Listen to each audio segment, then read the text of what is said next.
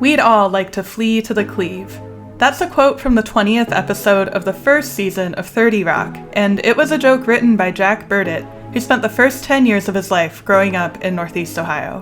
What's so funny is with the Cleveland episode, too, that was first season, we thought this was kind of the end. We weren't doing well in the ratings, and we thought, yeah, I don't know if we're coming back for a second season. You're listening to Cleveland Magazine's Cleveland Connection podcast, where we take a closer look at the stories and surprising connections to Northeast Ohio in pop culture. My name is Annie Nikoloff. Almost 20 years ago, the first season of 30 Rock aired. Created by Tina Fey, the show was based on Tina's experiences in the writer's room at Saturday Night Live, and Tina stars in the show as Liz Lemon. And if you didn't catch it, when it aired back in 2007, the Cleveland episode showcases the city. In that episode, Liz Lemon considers moving to Cleveland with her boyfriend, Floyd, played by Jason Sudeikis. It's pretty fun to watch it and catch all the Northeast Ohio references. Jack Burditt co-wrote that episode with Robert Carlock. He says that 30 Rock was one of his favorite projects he's ever been a part of, and that's saying something because he's been a part of a lot of shows, including Last Man Standing, Modern Family, Frasier, and Unbreakable Kimmy Schmidt. Right now, he's working as the executive producer of the latest season of Ted Lasso. On the popular show, he's working with Jason Sudeikis 20 years after the actor appeared in that Cleveland episode of 30 Rock. We caught up with Jack to hear more about the origin story of the Cleveland 30 Rock episode, his upbringing in Northeast Ohio, and his work on Ted Lasso. It's so funny. I mean, that almost 20 years later, I'm still with Jason Sudeikis. I told him, too. I said, hey, I'm being interviewed for the Cleveland. He's like, really? That's Wait, for real? Yeah. I'm thrilled. Well, and I don't know if you know, but it's been in the news a lot this past week, especially not that episode, but a season 2 episode. And this is very specific, but it was like Liz Lemon says, I'll come to Cleveland when they get an IKEA. And we're getting an IKEA. So everyone's been sharing that like, oh, she can move here now. Little lore for you, but yeah, I'd love to start. If we could go back 20 years, the Cleveland episode is probably my favorite episode of TV ever released. If you could take me back to the writer's room, like how did this bubble up? How did this become part of the plot of that episode? Why Cleveland? I mean, why Cleveland? I was trying to remember, and I was actually talking to Tina last night, and I'm like, hey, do you remember how, because Tina's husband's from near Garrettsville. So, and you know, I'm from Cleveland. So, and I'm like, it seems like it came from one of us, but neither one of us can remember who thought of the idea. Because I mean, maybe it was me, maybe it came out of the room but yeah, I think the thought right away, I wrote the episode with Robert Carlock, and I think the thought right away was, we'll split it, you'll write the Cleveland stuff. You know it. And so, yeah, I honestly don't remember whose pitch it was at first to start it. It could have, like I said, it could have been mine, but I have no recollection. But you were in charge of writing the Cleveland jokes, the little moments there? Yes. I wrote those jokes, all of that, because of my absolute love for Cleveland. Tina's husband, Jeff Richmond, he and this other guy, Michael Thomas, wrote the song. So I love the song. And something I love about that episode and how you guys work in jokes about Cleveland is it's funny, but it's endearing. You know, you're not really punching down terribly hard on the city. I feel like it's something like Clevelanders embrace. I know I do. I wonder if you could talk about like that approach and your love of Cleveland and how that maybe comes through in that episode. Yeah, I mean, look, I for a long time kept talking. I mean, I mentioned to my wife, I'm like, maybe someday when I'm done with this business, when I have to be in LA, maybe we move back there. And she's grew up, she's a California girl. And so yeah, she's like, yeah, it's nice, but I want to stay here. I loved it. I only lived there for 10 years. first 10 years of my life, and then was furious when my dad packed us up and moved us out to Burbank, California. Because I mean, I I still feel like I mean, my roots are in Cleveland, so yeah. I mean, it is a love for the city, and and writing for Floyd, and like I think that was a bit of me in there, wanting to go back. Some quotes from that episode. We'd all like to flee to the Cleve. I feel like I hear that all the time in Cleveland. When I wrote that, and then Tina was going over the script, and she's like, "Flee to the Cleve." She goes, "Do people call it the Cleve?" I'm like, "Not really. They call it D-Town, or they call it, a lot of different nicknames, or the land." Like, no, nobody. I don't remember anybody ever calling it the Cleve, and I go, "Why? You want to take it out?" She goes, "Oh, no. She goes, "I like that. I just we'll leave it in. I just wondered." She goes, "Because I've never heard it referred to as the Cleve before." Because, like I said, she has spent time in Cleveland too because of her husband. Yeah. Well, and I feel like because of that episode, it became part of the vernacular here now. Like I hear people say that we'd all like to flee to the Cleve. So Someone sent me the tourism bureau or something in Cleveland sent me a T-shirt, a year after that or something, and said "Flee to the Cleve" on it. And I think they were using that for some slogan or something. you deserve credit. And another one, when she steps off and she says, "What smells so good? Cleveland." Like that's just iconic, So thank you for those gems. We love that. Another thing I do remember when we were shooting the Cleveland episode, like I said, we were on the bubble. We didn't quite know whether we'd be back or not. And later on, as the show grew in popularity, we could basically get any guest star we wanted. And I mean, it became a thing where famous people would call and say, can I be on the show? Sometimes we said yes, and sometimes like, "Oh, we don't have a thing for you." But that first season, I remember it was very nice. Emily Mortimer being in that episode, which was great. That was exciting for us. And Lester Holt played one of the Black Crusaders, but there's a guy towards the end who's following Tracy. She gets off the bus and we wanted that to be a well-known person, and we could not get anyone to agree to that. He said Lester was great. It was so nice. I remember as we were wrapping up the week, Friday, huge snowstorm hit New York. And then I knew I had to be at the Today Show Saturday morning to go shoot this Lester Holt segment. And remember just struggling just to get to the subway down the street, like couldn't find a cab anywhere. The snow was so thick that I had to slide on my butt down the subway steps like a sled to get down there. And it was great for Lester to do that because he's like, "Wait, what? What am I doing? What is this show?" Just roll with it. Just roll with it. And he was awesome. If we done that show a year later, we would have probably had a very famous person for that cameo at the end, but we didn't have that. So I remember that. I also remember because the whole thing of the story with Liz, like deciding whether maybe I'll move to Cleveland in writers' rooms in the business, we call that schmuck bait.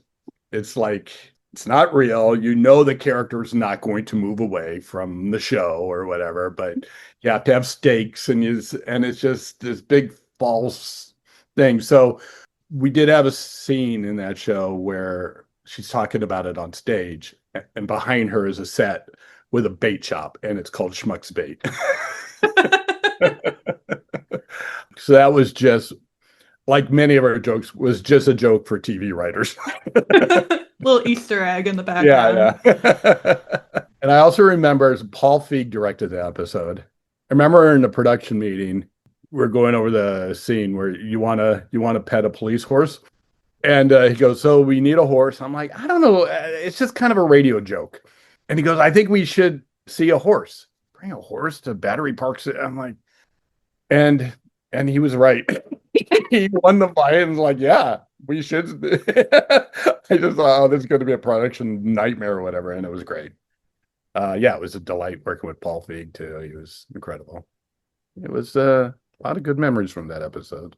I feel like you remembered so much. You started at this conversation saying, I don't know how much I'll remember, but you remember so much. Go along, yeah. And then we have also in Cleveland, Liz is a model. Yeah, We're like, we were like, it's kind of what Hot in Cleveland wound up doing the whole series. that's true. Which also, that was a friend of mine who created it, so good for her.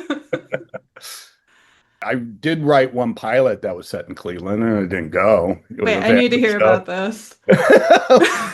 Yeah, it was a family show. I wanted to do it, and then it was for CBS, and yeah. Oh, I know what it was. I wanted to do a single camera, and they kept trying to make it a multicam. So I may have also killed it myself. But yeah, it was set in Cleveland. Had all the. It would have been nice because it would have been an excuse to, and I wanted a single camera because, even though we'd probably shoot it out in LA, we'd have to pick up a crew and go to Cleveland every once in a while. And I thought, oh, this is going to be fantastic. It's going to be great. Yeah, but no, I think I was stubborn. I think I killed it because I didn't want it to be multicam. Man, what was the premise? What would we have I was done? just, I mean, it was just a family comedy, and it was, kind of based a little bit on my life. I mean, 4 kids and just weirdness of my life and all that. Which, I did a little bit of wound up doing a little bit of that in Last Man Standing when I created. So it was pre Last Man Standing. So that happened because I got a call saying Tim Allen wants to return to TV, and he wants to play a guy in a world surrounded by women, and you seem like you're the writer. You got 3 daughters, you got female bosses, you got all that. And I'm like, I don't know if I want to. Once again, I don't know if I want to do a multicam. And I got bullied into it, which was good. I mean, I should have been bullied into it because Tim Allen gets you on the air. Talking about those first 10 years in Cleveland, what are some of your memories growing up here just while you were in the city? I mean, so I actually lived in Parma Heights. Oh, I live in Parma. Really? Yeah. Okay. Went to Parma Park Elementary School, and I mean, look, it was a great childhood. I mean, I just feel like whole neighborhood was just filled with kids, and nobody had fences in their backyard, so like everybody's backyard together made like a great football field or baseball field or whatever. And there were woods, and we go to Big Creek, do all that, and you'd especially during the summer, you'd wake up in the morning and you'd pack a lunch and you'd leave for 10 hours and you finally make your way back home. And I mean, everything about it was great. I think the Browns were pretty good back then. I remember going to Cleveland Browns games, and that was a lot of fun. Didn't so much do the Cavs or the Indians, but always hoped that I would see a Cleveland team win a championship. And when the Cavs finally won one, it brought great joy to my heart. The Browns continue to be a train wreck, which also brings great sadness to me. Yeah, I was a kid, but it was the perfect place to grow up. Like I said, I was furious when I found out we were moving out to LA. Well, tell me more about that move and your parents. I know they were at American Greetings and then kind of moved into the TV business. Tell me about that transition for your whole family. Yeah, so yeah, my dad worked in greeting cards. At one point, he decided to switch careers, or maybe had no other choice or whatever. But some friends of his who lived in Cleveland had gone out to LA and were writing for TV shows out there. So he thought, like, yeah, I'll give this a try. And he actually went out to LA for a year or so to try to make it while we stayed in Cleveland. And then finally, so yeah. This is. I think it's a good time. I'm on a show that seems like it's going to last, and it did not. So we moved out there, and he was out of work quickly. But yeah, and my mom was. I mean, I guess I could say. I mean, she spent time in a mental hospital in Shaker Heights, and got her stuff together, I guess, eventually, and wrote a book about it, which became a bestseller. And it was kind of wild. And that all happened. She didn't start writing a book till she got to LA. And in fact, none of us knew she was writing a book until she was done with the book, which is Really? And that was the Cracker Factory, right? the Cracker Yeah. Factory. Yeah. And, yeah. So they, they both had successful careers out in LA. So the move was really good for them.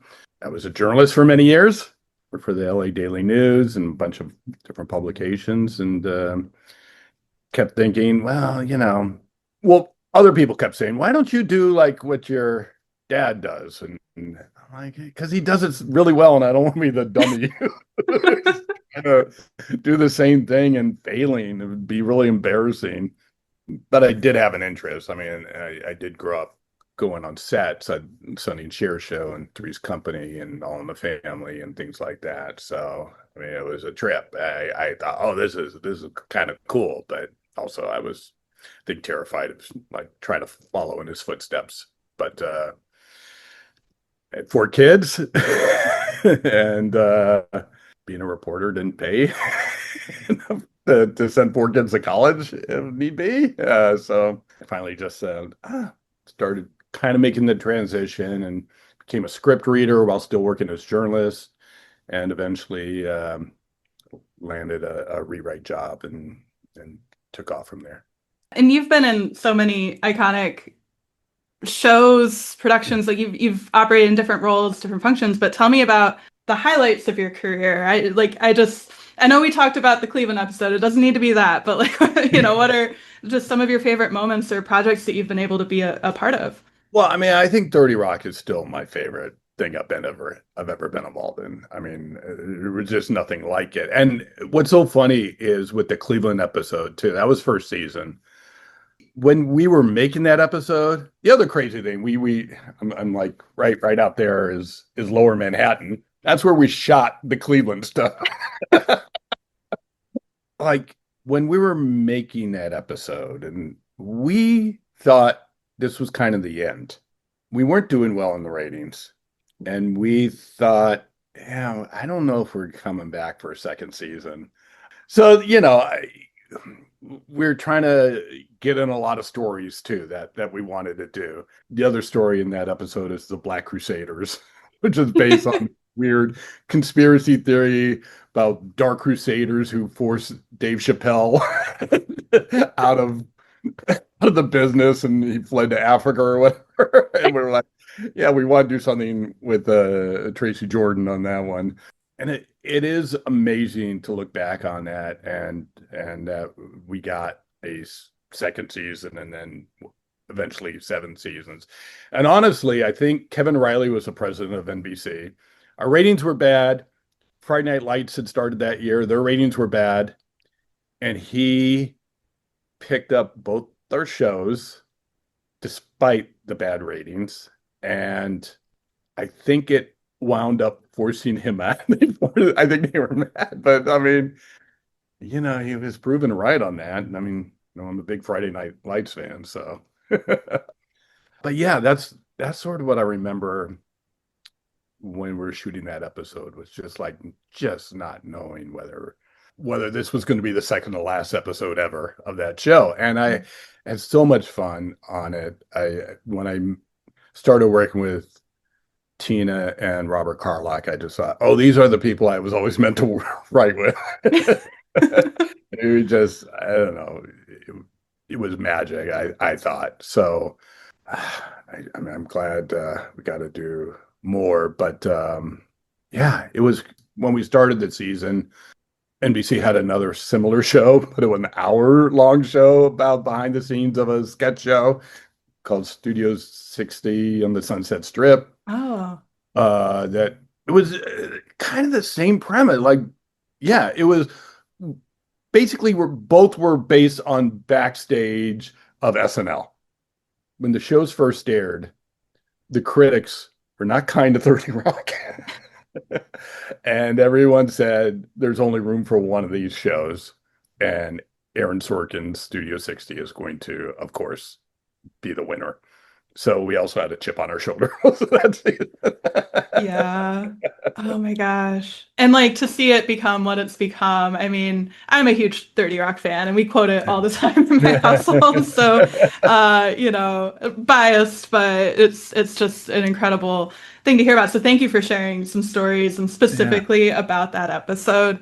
I know you're in the middle of Ted Lasso right now. What's it been like to be a part of this also behemoth of a show, like just so beloved by so many people? Yeah, it is a behemoth of a show. I've never kind of, yeah, I mean, it's the opposite of first season of 30 Rock. Yeah, it's crazy. Because I wasn't part of the first three seasons. And when Jason started thinking about starting up the show again, he called me and said, would you want to run the show with me? And I was thinking, I don't think so. That sounds scary. Can I just be a writer? And I think I want you to run the show with me. So yeah, I feel like I hope people like this new season. I really do. Feel a lot of pressure because if people don't like it, I'm the new guy on. Point No to me. pressure. No pressure. But also, I mean, it's also incredible to join a show like this. I feel very fortunate. I'm glad I was nice to Jason on set 20 years ago. You were talking to like Tina has this connection to Cleveland. You have a connection to Cleveland. This whole podcast I'm working on is about these connections to Cleveland. I'm wondering how you see this pop up in Hollywood. Like, is this something that you've bonded over with fellow people in the industry? Do you see, Clevelanders going on to these careers in TV and movies often? Yeah, I mean, we had Tim Conway on 30 Rock, who's from Cleveland. We talked a lot about Cleveland when he guested on that show. Yeah, the connection. I mean, Jeff Richmond and I have talked about Goulardi forever and like wanting to, there's something there. We should be trying to do something. And, that's Paul Thomas Anderson's dad. Get PTA involved. But yeah, no, every once in a while, I'll meet people from Cleveland. And I also feel like like I said, my dad went out there because other people from Cleveland have been going out there. And I think because there were back then, a lot of comedy writers from Cleveland, it's why Cleveland became a joke. Where I think that was part of it. I think they just like to make fun of Cleveland because that's where they were from. When my family moved, we moved from one joke city to the other, Cleveland to Burbank. It's like so many of those writers then lived in Burbank. So then Burbank became the big joke town, joke city. But yeah, and I'm trying to remember. I know I've worked with people from Cleveland before, and somebody moved back here. Who was it? One of the writers who did really well out there moved back to Cleveland. He finally I made enough money. I'm leaving the business. Get to flee to the Cleve. Yep. He did the flee to the Cleve. Incredible. Since you've moved at the age of 10, have you been back? And, how have your experiences been here? It's always great. I always love it. I used to have family there. I think all family is now gone from Cleveland, which makes me sad. But I probably now, the last time I was back was pre-pandemic, so probably 2018 or something. So it's been a while. I love it. I mean, it's exciting. It was fun taking my kids there to show where I grew up and my old house, or go knock on the door. I'm like, I don't know. I'm not knocking on the door. It's a great city. And I mean, the Rock and Roll Hall of Fame by itself is, you're not going for that. Yeah, I mean, everybody should go to Cleveland. Some people go there for that. And then they like, oh, the rest of this is nice too. I hope it's nice. I haven't been there in 8 years now. It's great. We love it. there always seems to be a Cleveland connection if you know where to look, and you just heard about one. Thank you to Jack Burditt for the conversation. You can watch the new season of Ted Lasso every Wednesday on Apple TV through early October. And if you're like me, you can also rewatch old episodes of 30 Rock on Peacock. Thank you to Nihilore for the song Phantasms, which you're hearing behind me right now and also heard at the beginning of this podcast. Be sure to follow Cleveland Magazine online at clevelandmagazine.com, on social media, and in print for more stories like this one. I'm Annie Nikoloff. Thanks for listening to this episode of The Cleveland Connection.